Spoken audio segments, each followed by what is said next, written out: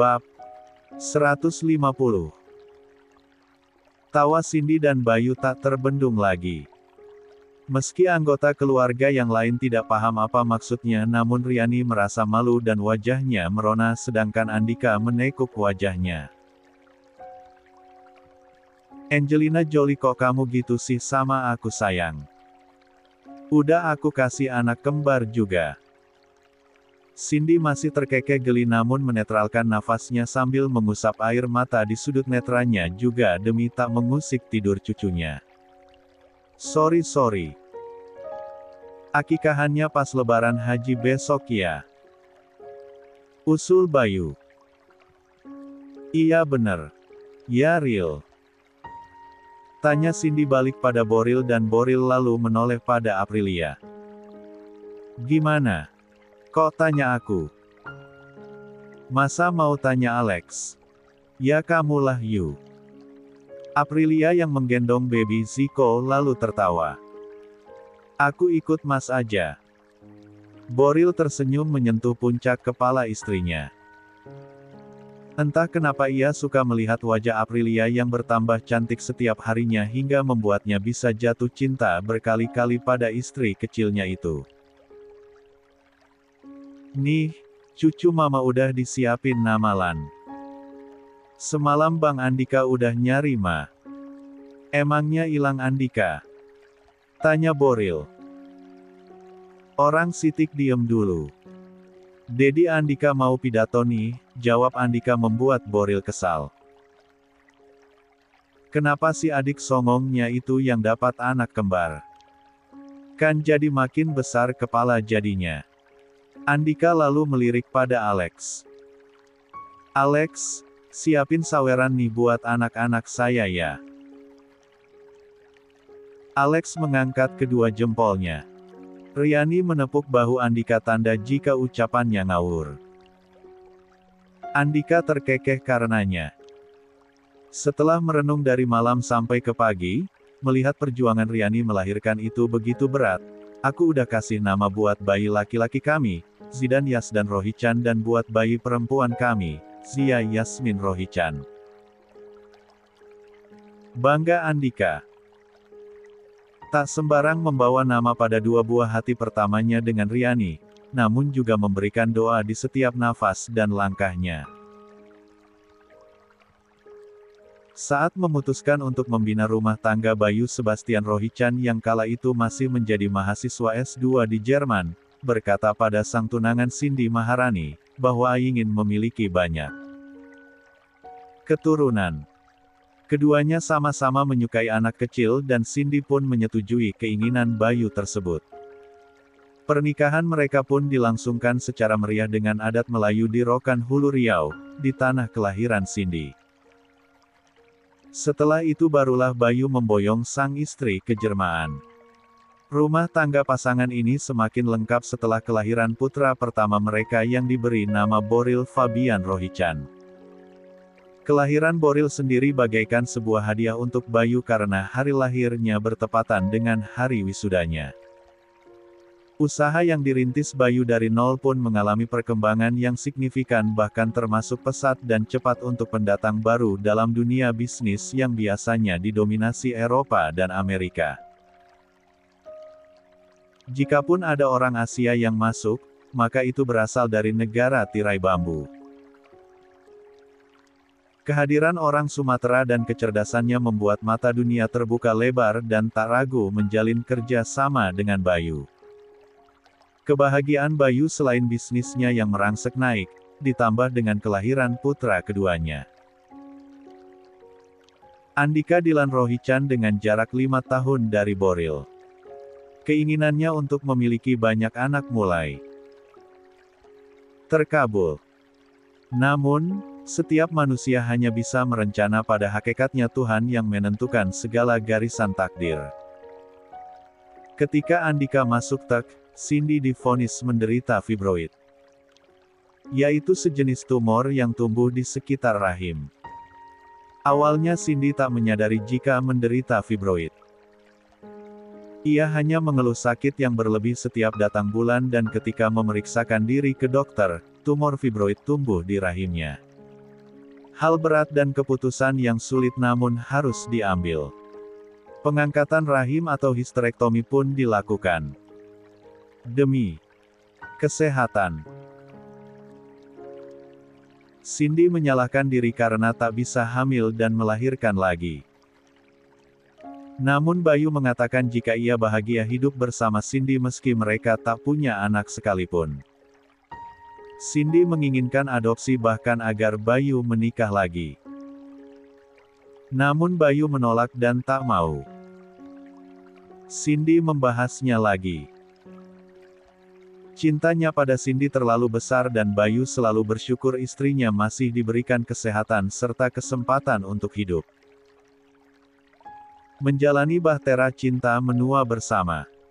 Mereka akan melewatinya dengan cinta. Punya anak, punya menantu, punya cucu, bahkan cicit saat ini. Keduanya masih terlihat sehat, awet muda dan bahagia.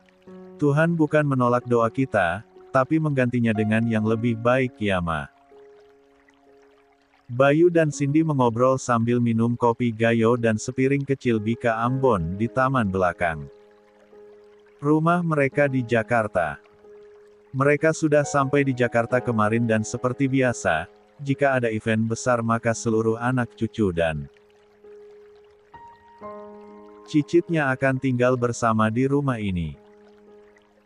Untuk mengikuti cara akikah dan Idul Kurban. Kenapa Pak? Kok tiba-tiba ngomong gitu? Bayu menaruh gelas kopi yang baru ia teguk isinya. Lihat deh, dulu kita berencana punya banyak anak tapi rencana Tuhan lebih indah. Tuhan mau Mama gak terlalu capek ngurusin anak-anak dan malah menggantinya lebih indah dengan cucu dan cicit yang banyak. Cindy terdiam sebentar. Lah tentu mengingat betul momen itu. Di mana ia tak punya kepercayaan diri kala itu namun cinta sang suami selalu menguatkannya. Gak ngangka kan sekarang rumah kita jadi ramai. Ucap Bayu. Cindy mengangguk setuju.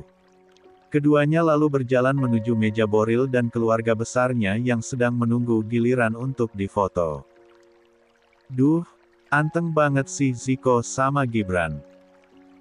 Puji Cindy pada cucu dan cicitnya yang masing-masing tenang dalam buayan ibu mereka. Lihat dong Oma, yang namanya Satria kan harus tenang tapi gagah ya sayang ya. Tanya Stella pada putranya yang membuat Cindy tertawa. Rasanya tuh baru kemarin kalian berdua pulang sekolah masih pakai seragam putih merah, tahunya udah pada punya anak aja. Ujar Cindy mengenang kedua wanita cantik di depannya ini betapa waktu cepat berlalu bahkan Boril sang putra yang terkenal dengan sikap hedonnya kini telah berubah jadi ayah dan pemimpin rumah tangga yang baik bagi keluarganya. Ucapan Cindy barusan itu jadi membuat Alex semakin bertanya-tanya jadi rupanya sang istri dengan ibu mertuanya ini dulunya adalah teman satu sekolah dasar yang menjadi pertanyaan Alex bagaimana bisa Aprilia menjadi ibu sambungnya. Ingatkan Alex untuk bertanya pada Stella lagi nanti. Boril yang sudah rapi dengan setelan jas putihnya berdecak sambil menggendong Asam. Itu berapa kali lagi teksi? Lama banget. Nih siapa panitianya nih? Kenapa pakai jasa fotografernya satu aja? Pakai gantian segala. Gerutunya mengingat hari semakin siang dan Andika Riani yang duluan mengambil foto keluarga belum selesai juga. Dari jauh Andika melirik tapi tak menjawab. Hanya mengacungkan jari tengahnya. Sirik. Ucap Andika sambil mengejek namun bisa didengar oleh Boril. Aprilia hanya tertawa mendengarnya. Udah mas, sebentar lagi kok. Boril melihat sang istri yang tersenyum cantik sekali pagi ini dengan tiara di atas mahkotanya dan gaun putihnya yang cantik bak putri dongeng mitologi Yunani kuno dengan sorot netra eksotisnya. Bener kata Andika Tuhfi, Boril pengen anak kembar, liapa? Tanya Stella dan Alex hampir bersamaan membuat pasangan yang menikah akibat digerebek di dapur ini tertawa. Enggak lah, jawab Boril tegas. Masa sih real? Biasanya kamu paling gak mau dikalahin. Kali ini Bayu yang menggoda putranya. Boril melihat putra keduanya Azam yang asik bermain. Gundam di pangkuannya lalu menoleh pada Stella dan Gibran dan kemudian melabuhkan pandangannya pada Aprilia. Siapa yang gak mau punya anak banyak? Pasti menyenangkan dikelilingi anak cucu tercinta di masa tua. Tapi, urusan berapa banyak itu terserah Ayu. Aprilia mengerutkan alisnya, kok aku? Boril mengangguk. Hamil dan melahirkan semua hak kamu. Mas nggak mau egois dengan ingin memiliki anak banyak tapi tidak mempedulikan kesehatanmu.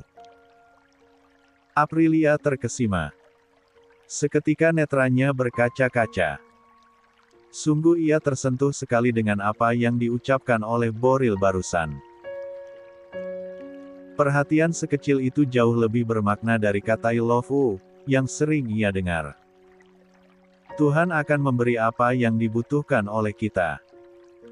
Bukan apa yang kita inginkan. Bukan begitu. Ma. Pa. Bayu dan Cindy sampai terkesiap dengan apa yang diucapkan oleh Boril. Cindy tersenyum tak terasa air matanya pun menetes. Sama seperti Bayu yang memeluk bahu istrinya, Boril pun tak mau kalah. Membawa Aprilia dalam pelukannya. Dari tempat mereka duduk itu terlihat Andika dan Riani yang melakukan pemotretan dengan baby Zidan dan Zia yang mengambil latar di kebun belakang mereka. Manis sekali. Kelihatannya dari jauh nyatanya. Berkali-kali Andika yang menggendong Zia harus menegur Riani yang tak mau senyum di depan kamera. Sehingga mereka harus mengambil take berkali-kali juga. Smile tante. Smile. Ucap Stella cukup keras yang menjadi penonton menunggu giliran. Riani yang menggendong Zidan memaksakan senyumnya. Hingga terlihat seperti tokoh antagonis dengan senyum yang dibuat-buat. Bayu dan Cindy tertawa melihat wajah Riani. Saat Riani masih belum bisa berdamai dengan wajahnya sendiri, terdengar suara Andika yang berdecak. CK, ya pipis. Terlihat jas warna abu yang dipakainya basah di bagian depan sedangkan baby bernetra birunya itu hanya diam tanpa merasa bersalah sedikitpun. Ngompol ya bang? Tanya Riani pelan, Tia. Boleh ganti sebentar pak, bajunya. Ucap sang fotografer. Ida yang memang menemani Riani selama di Jakarta segera berlari menyongsong mereka. La mencegah Riani untuk bangun. Ulah hudang. Cicing wae, keunku bibik dedekna, jangan bangun, diam saja biarkan oleh bibi dedeknya titip gaji yabi.